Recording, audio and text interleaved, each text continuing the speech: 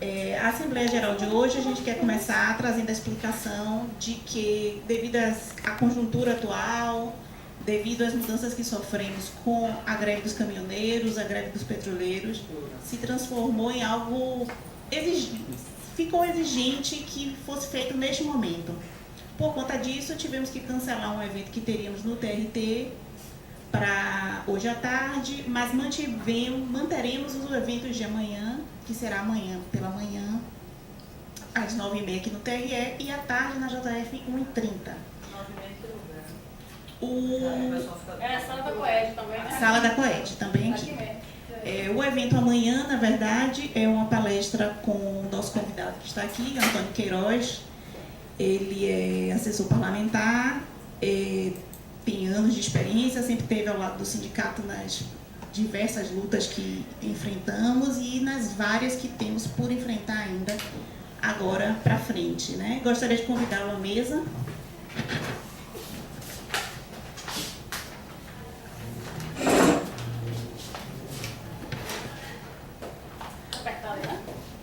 Olha, meu celular, pelo amor de Deus. Tá ali carregando ali embaixo. Antes de passar a palavra aos convidados, eu gostaria de abrir para os informes. Alguém gostaria de se inscrever? Denise?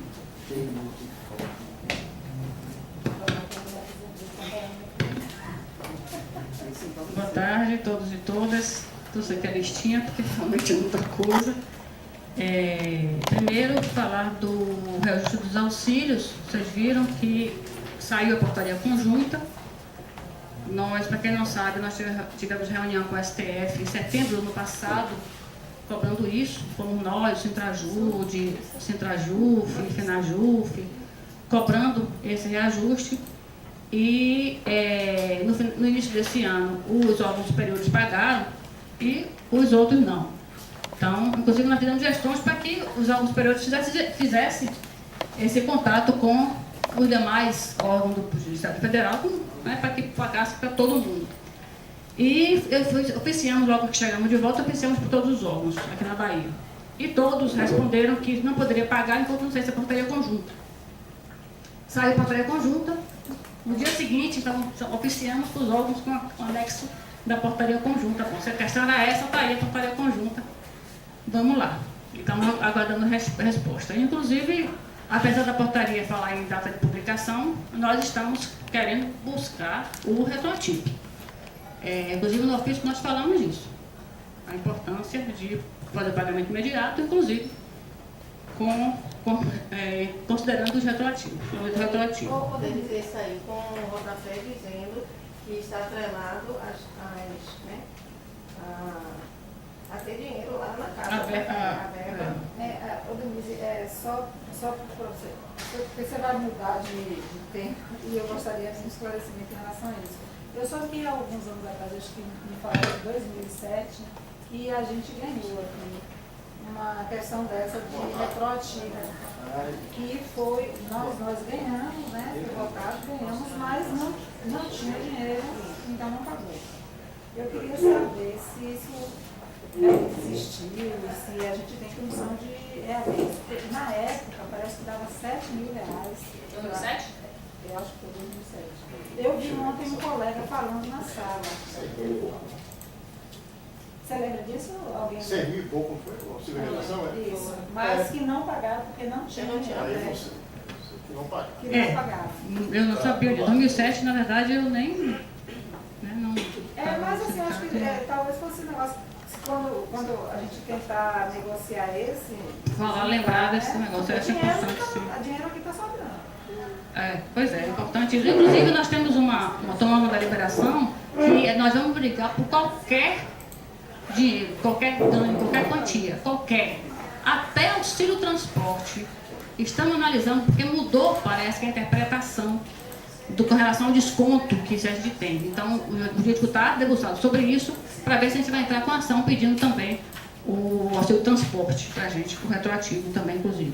Então, vamos brigar por hora extra do TRT, que fez hora extra no recesso e não pagou, e vamos brigar também por o retroativo do chefe de cartório, depois da lei, né? Depois da lei, que trabalhou depois da lei sem receber. Tem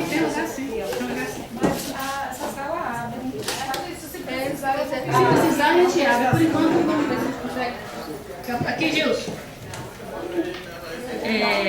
Então, voltando à questão do auxílio, a gente fez isso e vamos esperar a resposta e vamos ver essa questão também do retroativo. Inclusive, tem até um videozinho, eu queria que ele passasse depois que eu falasse, são 2 minutos só de vídeo, onde tem mais informações da FENAJUF sobre isso. Denise, se não for atrapalhar, dá para falar sobre esse retroativo? O vídeo vai falar mais um pouco sobre o retroativo. Nós fizemos um ofício pedindo o pagamento imediato e o retroativo. Aí no videozinho, o diretor da federação vai esclarecer um pouco mais sobre esse retroativo. Deixa eu ver. Então tem, sim, outro assunto aqui de informe, que os órgãos que suspenderam o expediente por causa da greve dos caminhoneiros, o TRF, na verdade, TRF1, na verdade, está explícito a cobrança de compensação. E fizemos tutorial ontem, sexta, na Justiça Federal, meu Deus, acho que eu estou correndo, o tempo está correndo demais. E nós decidimos que não vamos compensar. A ausência que o trabalhador não dá causa, não pode exigir compensação. Essa é a máxima, né, que nós vamos implementar, inclusive com relação à Copa do Mundo, que mesmo que seja folga, o servidor que foi impedido de ir ao órgão, primeiro que nós não pedimos folga para a Copa, e eles deram. Se deram e fechar o órgão, não pode pedir para compensar. Porque se para pedir para compensar, o servidor tem que pedir a folga, o órgão está aberto para quem quiser vir, vem, quem não quiser, compensa. Se nega a entrada, não pode pedir compensação. Então, se alguém tiver algum problema nesse aspecto, fale conosco para a gente atuar. Dia 22 mesmo, está dizendo aqui que é facultativo. Não haverá expediente na Justiça Eleitoral. Mas depois vai ter que compensar.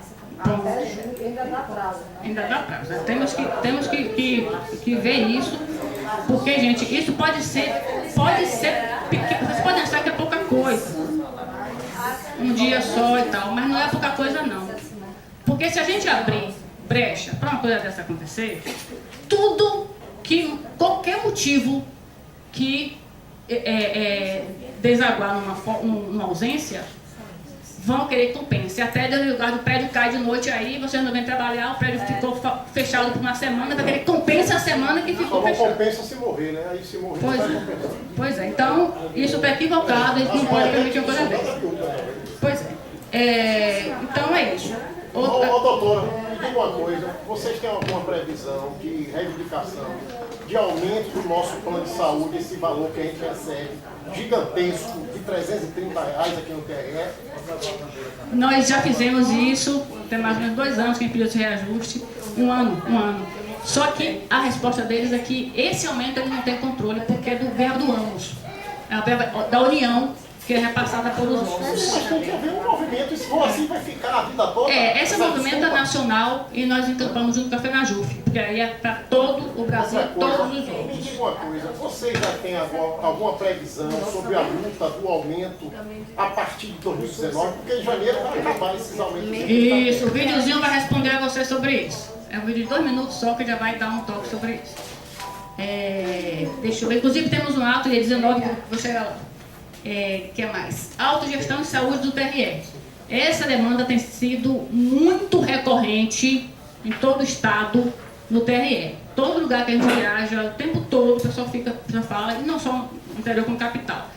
Então, o que é que a gente fez? Nós fizemos na Assembleia, aprovamos que pediu o projeto do TRE, que tem um estudo do TRE sobre isso. Fizemos um debate aqui, trouxemos o pessoal de outros órgãos que tem autogestão.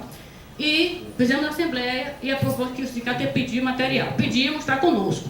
Então, tem uma enquete no site para que a pessoa se posicione e está com muita repercussão. Tem 3 dias a enquete e já tem, nem sei, mais de 300 pessoas já respondendo em 3 dias.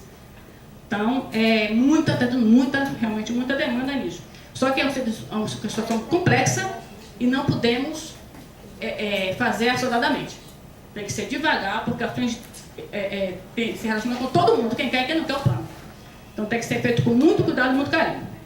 Então vamos depois dessa enquete, a gente vai fazer uma assembleia para Agora tratar. é uma boa o disso. aumento, porque a pessoa ficava na opção, ele quer ou não entrar no plano.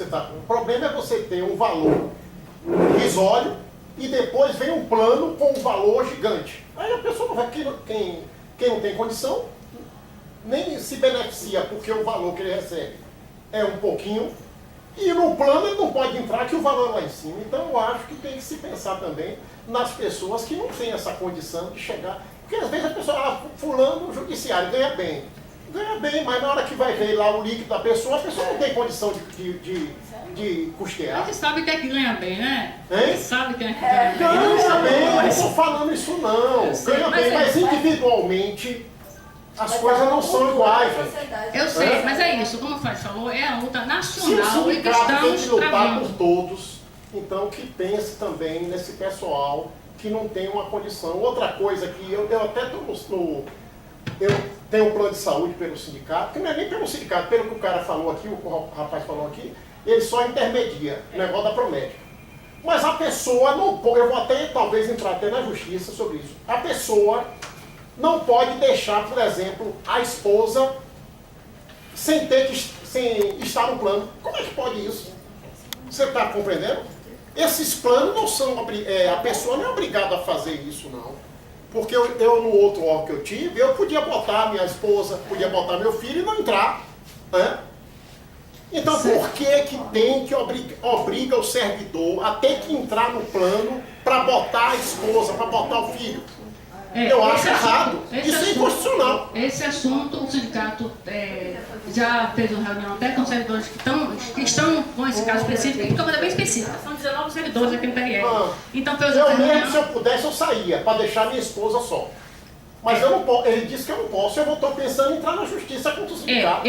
Contra o sindicato não, contra o plano. O sindicato é intermediário. Sim, mas se o sindicato é intermediário, por que é que o sindicato não toma uma providência sobre isso? O sindicato toma a providência que os servidores demandam. Por exemplo, ganhamos agora um reajuste. A Promédica pediu, acho que 3 vezes mais o reajuste. O sindicato foi buscar a redução com transparência com as pessoas do plano e foi acordado o Eu reajuste. estava lá, eu que fiz uma zoada horrível lá, que eles queriam 200%, Pois é, 300 mil por cento. exatamente. Então essa Mas já demanda, tá no limite. colega, essa demanda Certo. é específica, sua, do pessoal da Promédica, com o sindicato, e porque o sindicato é só intermediário. Então, Não, o eu que não vocês acho que é quiserem. só específico não, porque eu estou falando em relação ao valor do Sim, mas plano também. sim, é outra coisa. Com relação ao plano Promédica, é uma reunião específica com os servidores, com o sindicato e com a Promédica.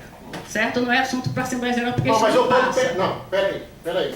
Eu estou lhe pedindo, para quando vocês falarem alguma coisa sobre plano, verifique isso aí, para a pessoa não ficar presa a um plano para botar sua esposa, para botar seu filho.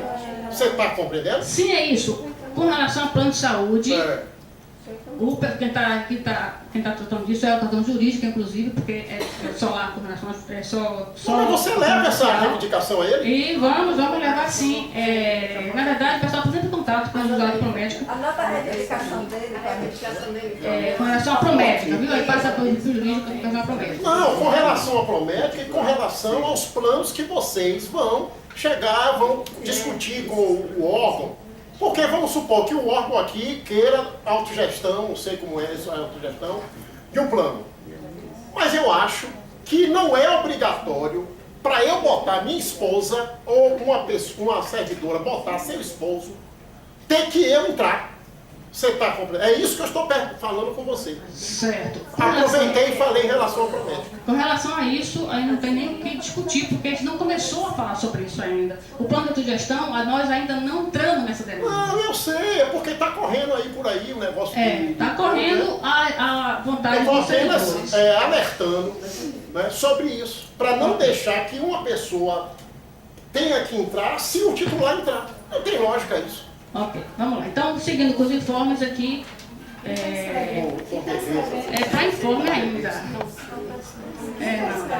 Não tem lógica. Então, seguindo aqui, nós chegamos hoje em um ato em apoio aos petroleiros, porque você sabe que hoje está sendo privatizada e vendida mais 4 jazidas do pré-sal.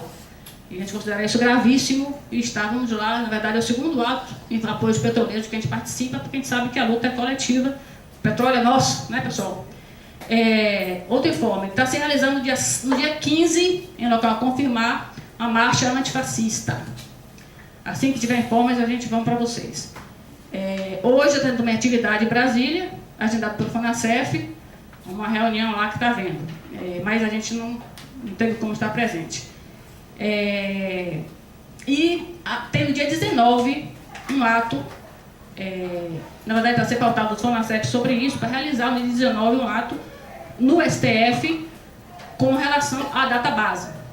Naquela história vai ser julgado dia 20, aquela questão do nosso direito à database. Então, dia 19, provavelmente vai haver esse ato em Brasília.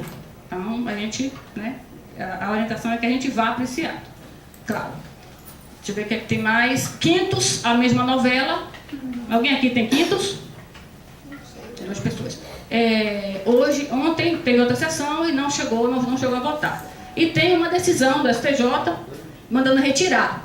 Então já passou isso para o jurídico para ver até onde isso nos atinge, essa decisão agora de Brasília do STJ, antes até do STF bater martelo. A gente sabe que para tirar dinheiro é rapidinho, né? Que é mais... Sim, e outra questão também.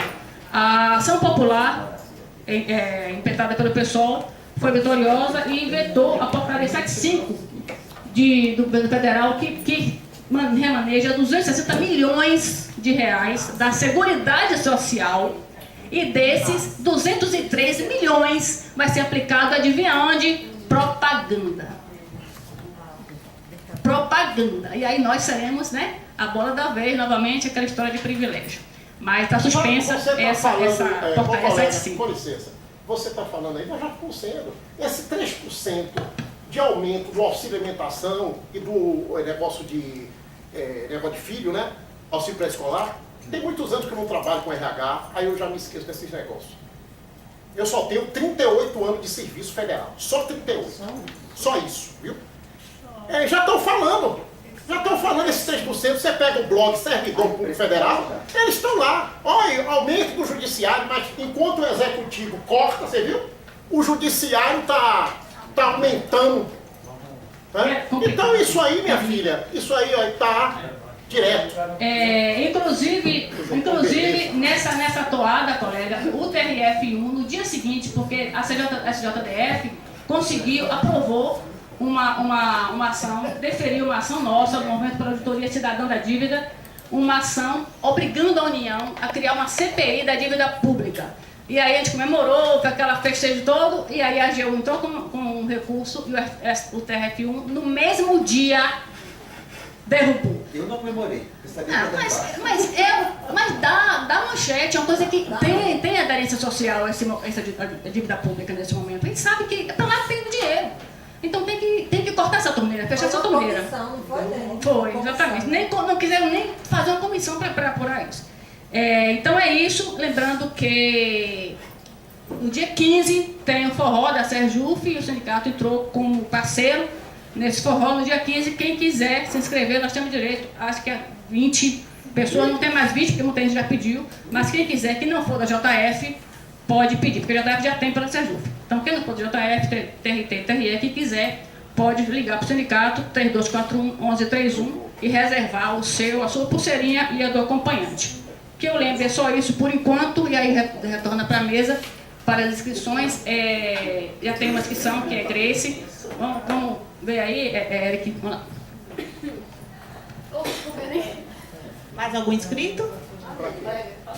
Pessoal, boa tarde. Meu nome é Grace, vocês já sabem. Eu só queria fazer aqui, na verdade não é um informe, é um pedido a vocês. A gente está aqui hoje tratando de diversas questões. Eu já estive na direção do sindicato, já estive fora da direção do sindicato, estou sempre aqui com esse microfone na mão, apoiando a todas as demandas, inclusive as que não são minhas. Eu não vou ganhar nada com os quintos. A questão do plano de saúde, estou muito satisfeita com o meu. Seria o caso de eu dizer assim, não me interessa, não tenho nada que estar aqui discutindo o plano de saúde, entendeu? Mas não é essa a visão que a gente tem que ter. A visão que a gente tem que ter é que nós somos uma unidade, né? Nós estamos juntos e nós estamos aqui. Quem vai receber, quintos ou quem não, a gente tem que estar junto brigando. A questão dos cartórios, a gente tem que estar brigando pelo chefe de cartório. Porque quando a gente vem na Assembleia, apenas para uma Assembleia que tem um ponto específico que lhe interessa, você coloca os outros na situação de que assim, pô, o que é que eu estou fazendo aqui? Entendeu? Então, assim, eu gostaria que vocês pensassem mais no outro com solidariedade. Né?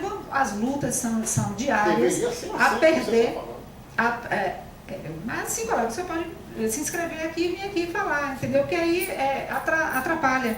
Então, vem aqui, pega, entendeu? E defende, cobra do sindicato, entendeu? Mas se greve só de sindicalista fizesse a diferença, nós tínhamos um Brasil perfeito. Porque não se faz greve só de sindicalista. Se fizesse, eu tinha resolvido os problemas todos do Brasil, porque fiz todas as greves desde que entrei no sindicato. Então, assim, a gente tem que ter essa consciência.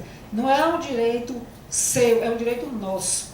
Entendeu? O problema da questão da saúde sua, de sua mulher e de seus filhos é um problema nosso, é um problema da categoria. Então, a gente tem que olhar dessa forma, a visão que a gente tem que ter é essa, né? Porque parece que a gente meio que desfocou, a gente rachou, o governo fez tudo para a gente rachar e a gente rachou mesmo, a gente está numa discussão que cada um quer resolver o seu problema individual e ninguém quer dialogar com o todo, né? Você vê aí até a quantidade de partidos que apareceu, que eu até me assusto. Não sei. Mas o que eu citei pode também acontecer com outros. Eu disse isso aqui. Não, pode acontecer. Não é um problema seu, é um problema nosso. Entendeu? Mas a gente espera que quando for a questão dos quintos, que quando for a questão dos cartórios, que quando forem outras questões que não estiver ligada a você, que você esteja aqui presente também, dando o seu apoio, a sua colaboração, né? No momento eu estou passando por um processo que eu pensei que fosse só eu e na realidade não sou eu. Tem muitas outras pessoas que estão passando pelo mesmo processo, só que a gente não sabia, não se conhecia, tá? Então, obrigada e boa tarde. Jailson.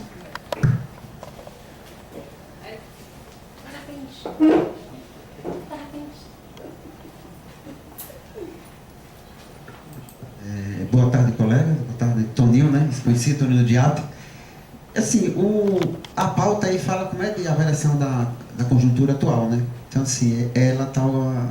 Eu tive essa última semana, acho que umas 2 reuniões, né? E, junto com a CSP com Lutas, que a gente está fazendo, assim, um esforço imenso, né? Para que esse país se mova, né? Para que os trabalhadores entrem realmente em luta. Porque a situação está difícil, né? O governo está atacando os direitos dos trabalhadores, uma série de coisas, né?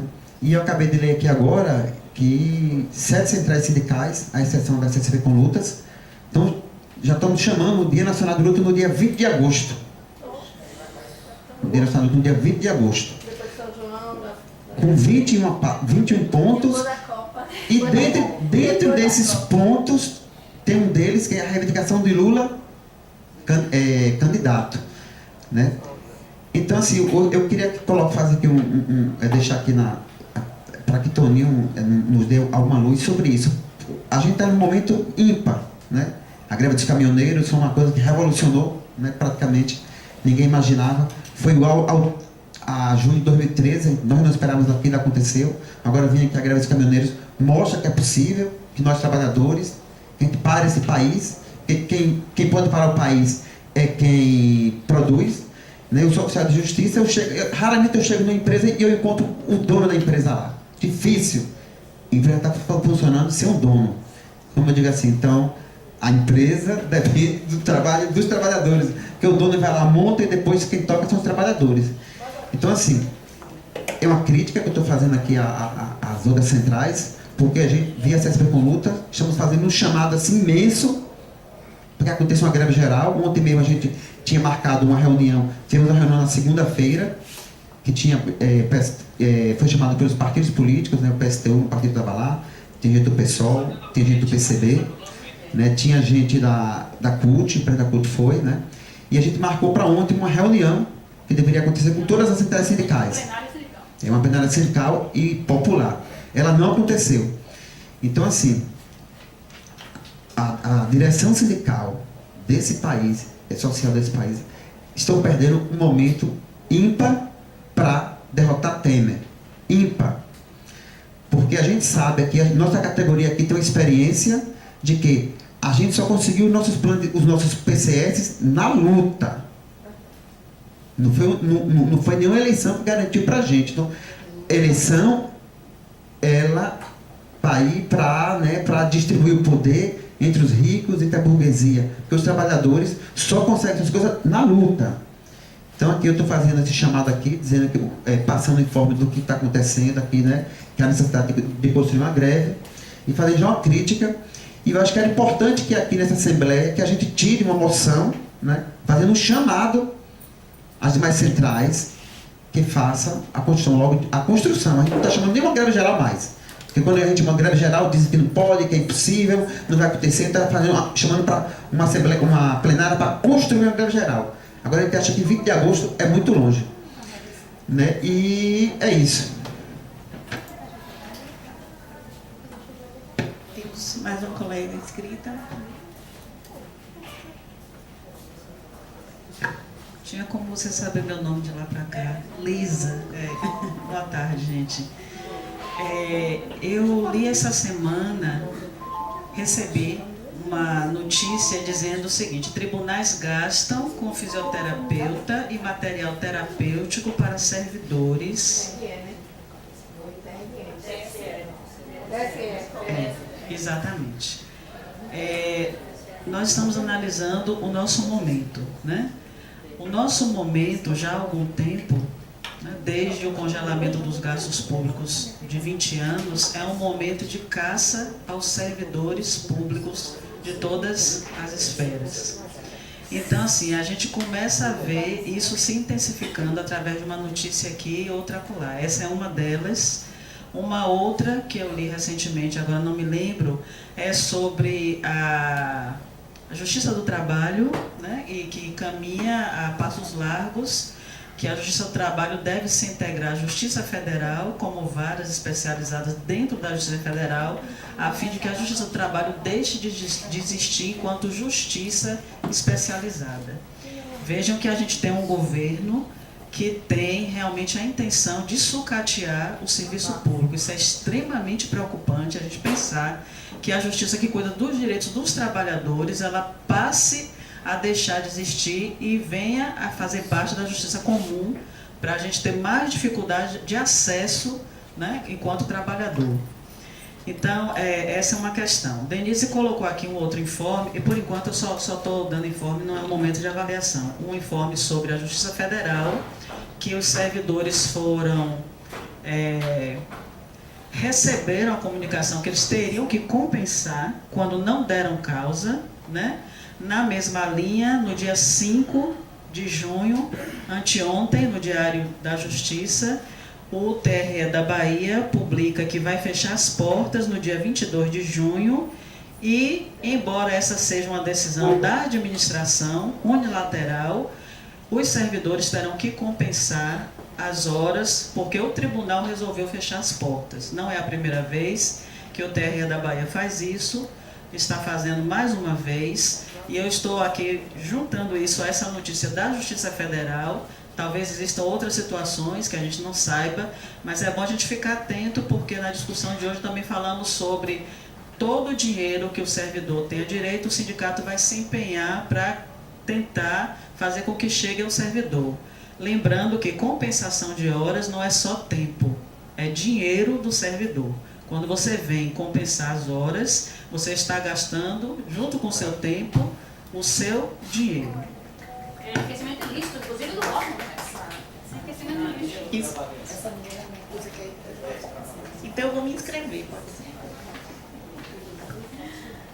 Bom, colegas, acerca de tudo que foi dito, como falaram com vocês, eu só queria pontuar o seguinte: juntando o que Deni falou, que é a parte mais geral, a greve dos petroleiros, a greve dos caminhoneiros, juntando o que Jailson trouxe sobre as centrais sindicais, o que eu peço, o que Grace trouxe, de que não é o sindicato que faz luta, é a base, né? Então a base precisa acordar. A gente precisa, principalmente, se colocar dentro da conjuntura e enxergar qual é a nossa posição hoje. Nada do que está acontecendo aí não nos toca. É claro que, como sindicato, a gente luta pelas pautas da nossa categoria, principalmente, né? O nosso aumento, é o nosso reajuste, é a nossa boa fama, né? Porque ninguém quer ser um servidor de má fama aí fora, né? Com a fama de preguiçoso, marajá, a gente quer a mesma dignidade que as demais categorias devem receber.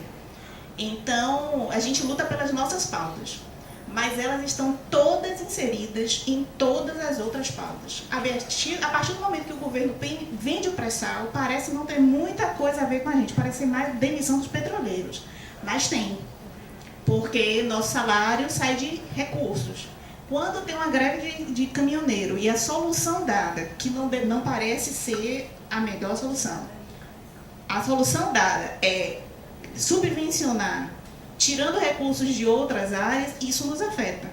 Porque esse recurso saiu da educação, saiu da reforma agrária. Quando ele bota dinheiro na propaganda, esse recurso sai da gente e a propaganda ainda é contra a gente. Então eu só queria pontuar isso, que a base venha, que a gente lute por todas as nossas pautas, mas que a gente também se enxergue dentro da conjuntura. Que a gente entenda que não tem nenhuma pauta aí fora que não nos atinja. Quando eles vão lá e fazem uma reforma trabalhista, a gente não está ligado à CLT. Mas isso afeta a Justiça do Trabalho. Estive numa reunião em Brasília, assisti uma palestra de um colega que parece ter se debruçado com muito cuidado sobre o tema e voltei em pânico, porque a previsão dele é que até 2020 acabou a Justiça do Trabalho. Porque existe uma resolução do CNJ que faz uma proporção entre servidores e processos. À medida que essa proporção vai caindo, o servidor tem que sair desse setor. Enquanto há processos, ele vai ser remanejado. Mas vai chegar um momento em que ele não vai mais ser remanejado, porque não vai ter mais processos. Então, é triste, porque e tem colegas que estão iludidos, ele falando que conversando, ele é da Justiça do Trabalho, conversando com colegas, tem colegas que disseram a ele que nada, isso é ótimo, é bom que eu vou ficar em disponibilidade com proventos integrais. Gente, que sonho é esse? Quem é que está acreditando que nessa conjuntura alguém vai me deixar em disponibilidade em casa com seu salário íntegro? Em 90 não teve isso. Em 90 Imagine. eu era servidor. Boa parte da nossa remuneração é gratificação. Que hoje temos um entendimento de que ela incorpora e levamos para a aposentadoria e faz parte da remuneração. Mas entendimento, a gente está vendo que o judiciário tem feito com entendimentos. Isso pode ser modificado a qualquer momento. Então, a chamada é essa, né? Que a gente se integre como cidadãos dentro de todas as pautas que estão acontecendo no nosso país. Obrigada.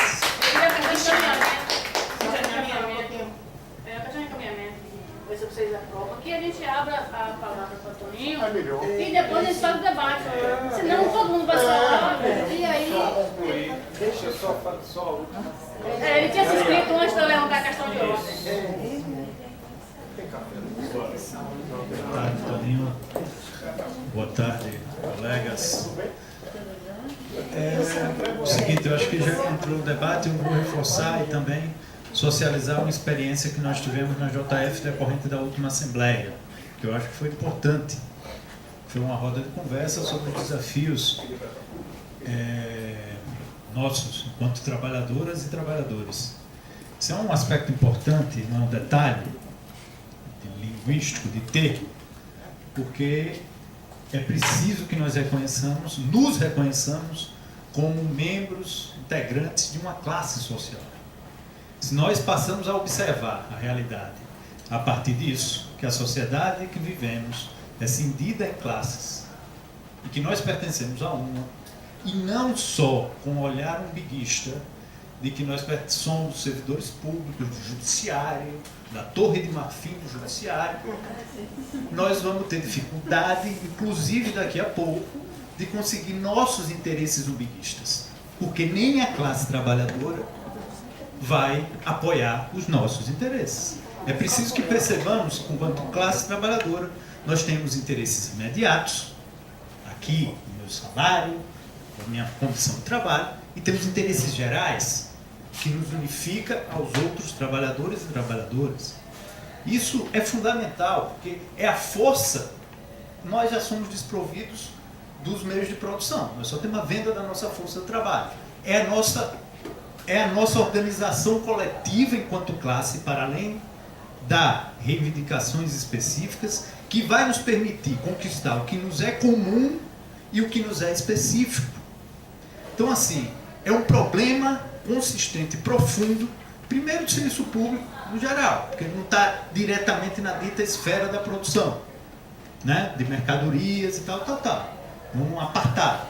Segundo, ainda mais servidor do judiciário. Tem outros problemas do ponto de vista da difusão média da cultura bacharelesca no nosso país, que nos coloca apartado do mundo. É outra coisa. Tá vendo? Você trabalha em outro lugar. O judiciário está acima disso. É técnico. Está apartado do mundo real, concreto, dos interesses de classe. Então, acho que esse é um aspecto fundamental. E para concluir efetivo, nós vivemos um período, um golpe de Estado que foi dado recentemente, né, que tem interesses de ataque aos direitos da classe trabalhadora, à soberania nacional e às liberdades democráticas.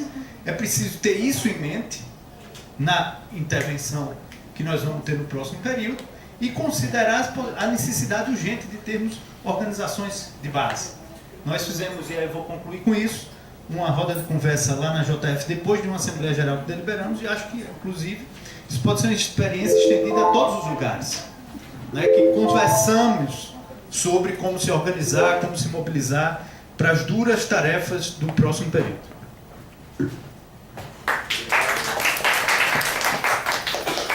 Bom, acatando o encaminhamento que foi feito, vamos passar para o vídeo primeiro. Assistimos o vídeo e passamos a palavra ao nosso convidado.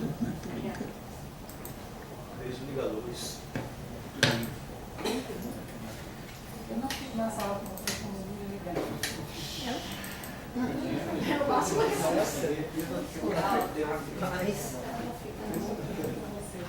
Olá, aqui é Adilson Rodrigues, da coordenação da FENAJUF.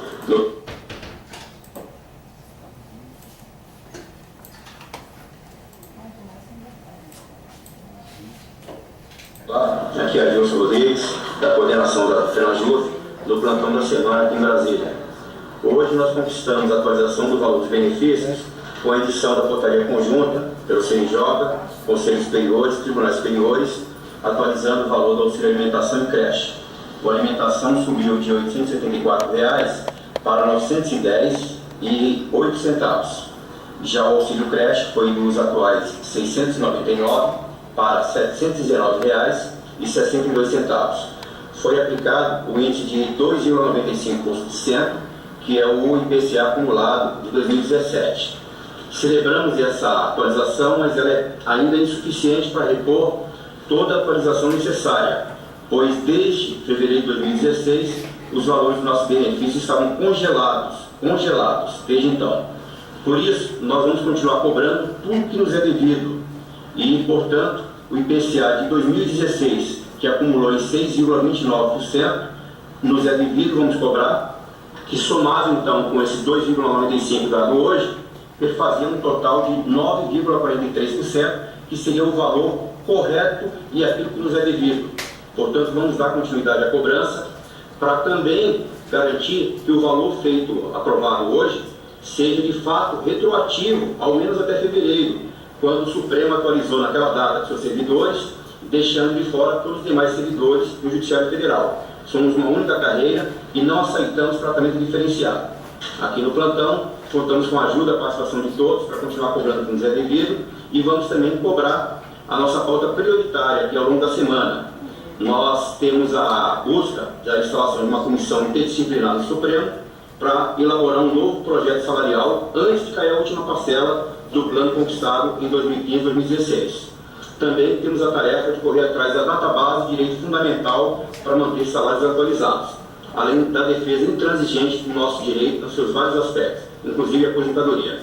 Contamos com a ajuda e a participação de todos nas lutas fundamentais que se impõem. Grande abraço, estamos à disposição aqui no plantão.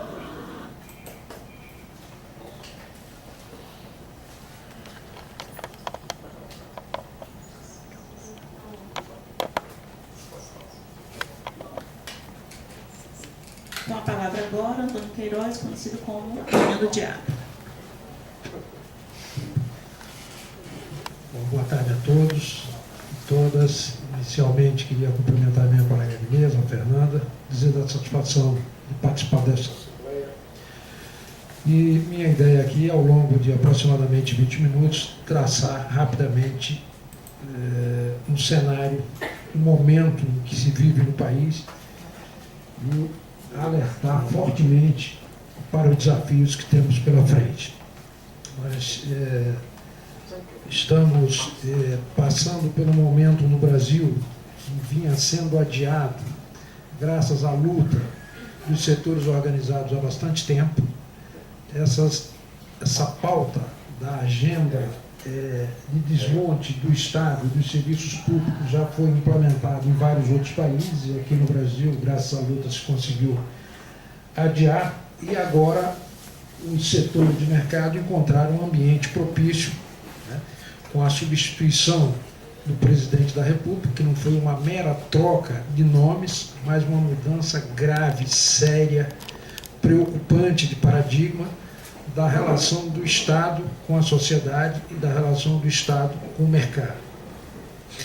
Até aquela mudança, em todos os governos anteriores, incluindo o governo Collor, os orçamentos e os poderes do Estado eram canalizados para combater desigualdade e promover, de algum modo, inclusão social. Agora, com a emenda 95 aprovada, os poderes de orçamento do Estado serão canalizados para garantir contratos, garantir o direito de propriedade, né, e pagar, honrar os compromissos com os credores da dívida brasileira. Então, é uma mudança extremamente séria em que os poderes de orçamento do Estado são canalizados para uma finalidade que não é aquela para a qual deveria existir o Estado, que é a de combater as desigualdades e promover a inclusão social. Então, isso se dá no Brasil e no mundo, num contexto que requer uma reflexão muito profunda por parte de cada um de nós. Isso se dá num ambiente que nós convencionamos chamar de pós-verdade. O que é essa tal dessa pós-verdade? É aquele momento no qual, em lugar de se valorizar o debate de ideias, de programa, de solução para problemas, né, se busca despertar reações, sentimentos e comportamentos os mais primitivos do ser humano. Ou seja, você substitui uma avaliação objetiva por um julgamento. Desse ambiente, a racionalidade, a verdade, o debate de conteúdo, nada disso interessa.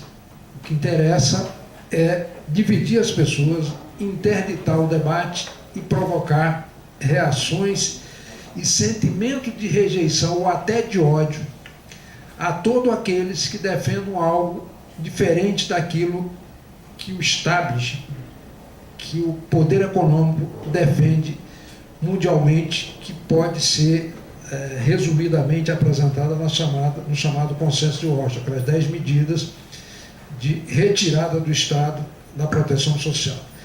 E a forma de fazê-lo, ou seja, a forma que implementa isso, é muito sofisticada, porque é uma estratégia de comunicação que consiste em associar movimentos, pessoas, instituições, partidos, etc., que defendem interesses coletivos, que defendem a solidariedade, a justiça, o humanismo, a proteção aos mais vulneráveis, né? Associar essa visão de mundo a práticas que agridem a fé, os valores, os costumes e a moral de milhões de brasileiros. É uma coisa construída para que, se a pessoa se apresenta como alguém que defende o coletivo, que defende solidariedade, defende justiça, ela é associada a algum tipo de prática que as pessoas, as famílias, de um modo geral, condenam. Então, você substitui o debate das ideias por um julgamento moral. E nesse momento em que se vive, né, com redes sociais, com facilidade para fazer isso, então essa visão de desqualificação, de condenação a partir de boatos, mentiras, notícias falsas, etc., se reproduz numa velocidade muito grande. E as pessoas, com o volume de informação que recebem, se não tiverem um método, não serão capazes de processar e separar uma coisa da outra. Quais são os interesses que estão por trás disso. E aí se juntam num julgamento extremamente emotivo, sem uma profundidade maior. No caso brasileiro, esse processo de impeachment que aconteceu na sociedade brasileira foi um elemento extremamente facilitador da implementação desse tipo de visão, porque as pessoas se dividiram entre aquelas que defendiam o impeachment e aquelas que eram contra o processo de impeachment. E digo para vocês com a segurança de quem estuda isto, 90% de quem apoiou o processo de impeachment não era golpista como aqueles que eram contra o processo de impeachment qualificaram.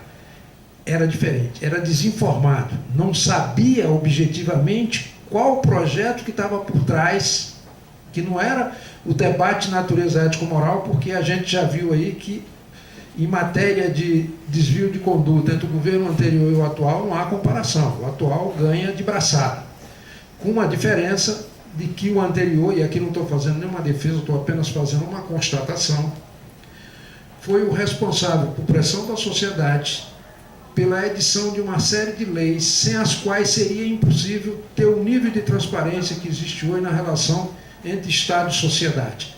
Basta dizer para vocês que é dos últimos 10 anos as seguintes leis.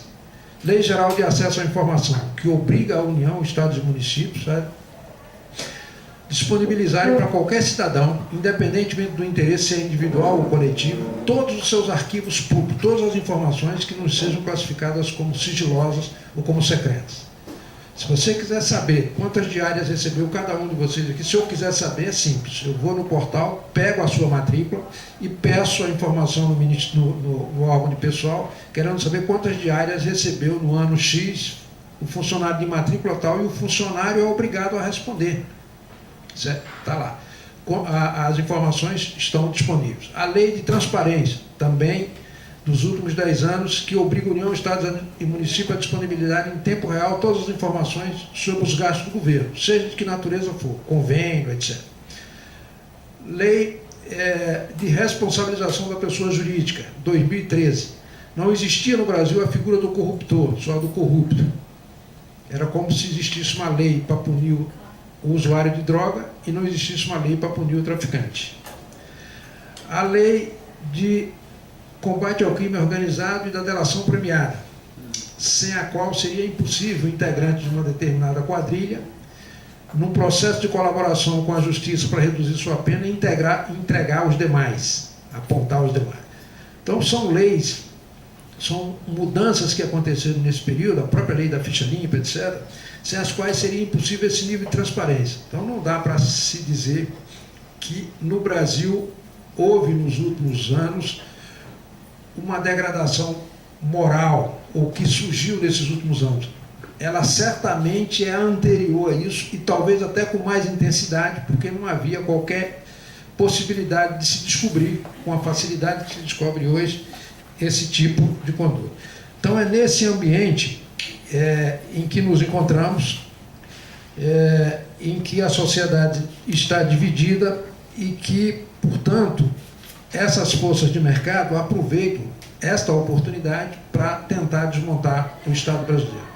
Essa é a quarta tentativa. Tentaram na Constituinte, através do Centrão, não conseguiram. Tentaram na revisão constitucional, tem 81 pareceres na Chubim nesse sentido, não conseguiram.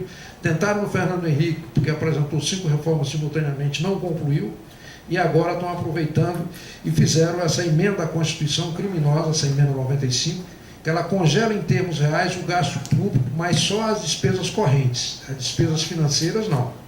Então, o que se economiza com a despesa corrente se transfere para as despesas financeiras. Há um consórcio dos 3 níveis de governo, com apoio da imprensa e com a sociedade dividida, né, não tem como pressionar e cobrar disso, também pouco esclarecida por essa divisão. Há uma espécie de consórcio no sentido de viabilizar de forma coordenada uma ação no sentido de desmonte do Estado brasileiro. E aqui eu queria rapidamente apenas mencionar como é que isso tem se dado para a gente ter clareza desse processo. É como uma divisão de tarefas. Ao Poder Executivo compete fazer a coordenação geral e cuidar especialmente da parte fiscal. O que é a parte fiscal? É corte de despesa e aumento de receita, mas aumento de receita em base precária, receitas provisórias, não é aumento de imposto.